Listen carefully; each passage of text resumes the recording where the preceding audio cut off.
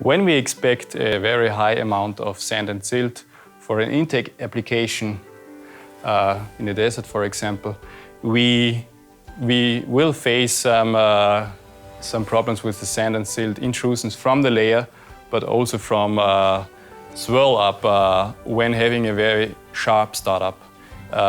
We face this when we do a direct online connection or when we have a star-delta starting method. We would recommend in this case having a CUE, it's a Grundfos variable speed drive, in order to have a slow starting ramp which will not swirl up this sand and silt. And also with the CUE you can adapt the maximum operating speed and adjust also at site in order to have a clean water flow out from the well all the time. A recommendation for the mechanical properties of the pump would be having a silicone bearings for the pump, so you would have it here.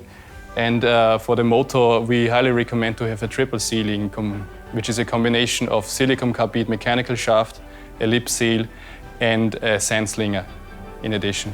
When we have a look at the cooling sleeve, which is around the motor, the purpose here, it's not only for the cooling the motor, where we recommend 0.50 meters per second as a minimum flow velocity. When we have a lot of sand, we would recommend to set up this limit to 0.5 meter per second in order to avoid settling down sand and silt in the borehole and around the pump well.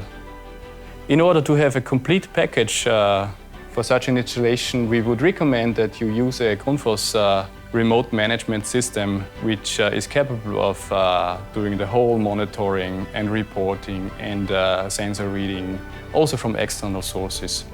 And you will always know the status of your pump equipment all the time.